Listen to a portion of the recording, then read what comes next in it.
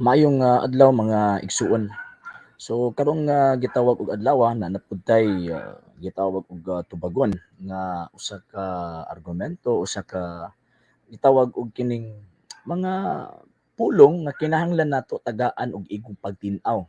Ilabi na katong sa last topic nato last day, mahitungod about sa gitawag og religion ug makaluwas pagdili. So ang mga komento nga ako ang tawag ini nga nabasa, nakita nako nga uy kuan man di ini tawag ini nga unsa na kanang na sila mga panguna-una ba nga ang ilahag yung tawag anang pagtuo pag-ingon o religion, it is a purely organization or tawag ining pundok dili. Dili ka na mao nga to ang pagtuo. Ngano man kay kung mingon ta og tawag ining religion, ang term na religion from the Latin word religio or religare, ang buti pasabot to bind or tawag ining it is a relationship between God and man.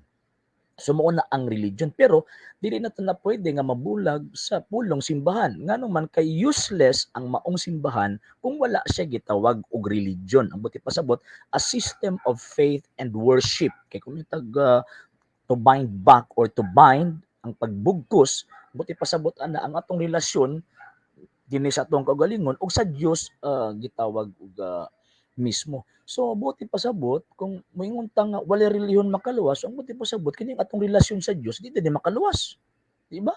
Kay mao man ni ang naglimin, mao man ni ang tawag ining nagkahulugan mahitungod sa gitawag og religion.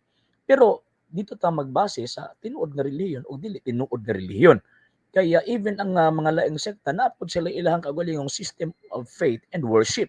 Pero di man to tinuod, dili man to gikan sa ato ang Ginoong Jesucristo. So mangita ta og kining term na religion pero nagpunting sa tinuod nga relasyon didto sa Dios. So mao na nga di na to pwede ibuwag ang simbahan ug ang kining tawag ining religion kay ang simbahan si Kristo man ang ulo, ang simbahan mo iyang lawas, si Kristo mismo ang nagahatag og kinabuhi sa iyang lawas nganuman kay 1 Timothy chapter 2 verse 4, si Kristo man mismo ang naghatag og katuyuan nga luwason niya ang tanang tao. In what way? Nga ang tao mahibalik sa Dios, ang tao mabugkos dito sa Dios. So, kung mingon ta nga ang tao mabugkos sa Dios, ang buti pasabot makita nato nga katuyuan sa Dios, katuyuan na Ginoong Jesucristo nga naay tinuod nga gitawag og relasyon ang tao ug ang Dios.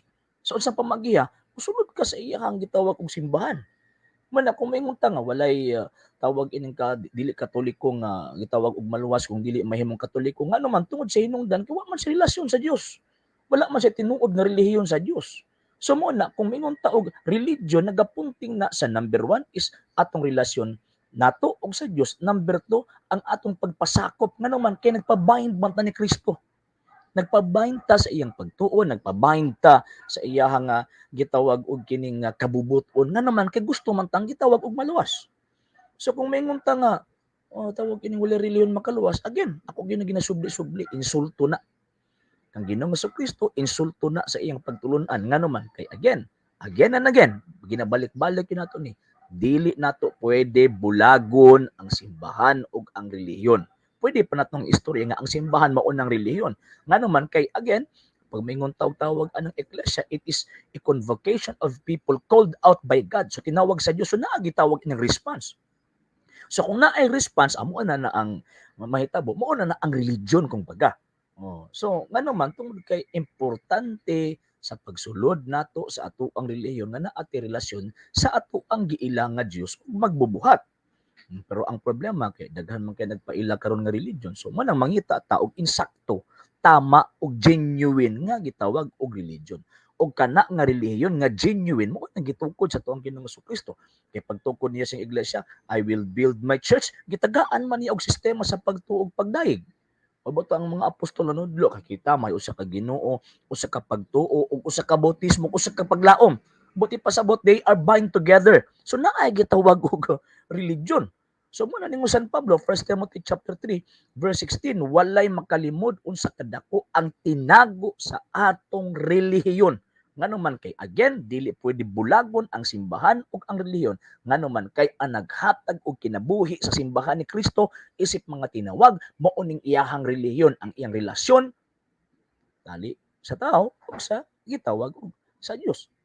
So kung moingon ka nga dili makaluwas ang relihiyon, nagpasabot na nga wala kay alamag sa gitawag og mga kahulugan sa mga pulo nga dapat natong litukon. At the same time, implied na nga atong giinsulto ang atong Ginoong Kristo nga nagtukod sa iyang simbahan, nagtukod og iyang kaugalingong relihiyon aron ang tao gitawag og maluwas.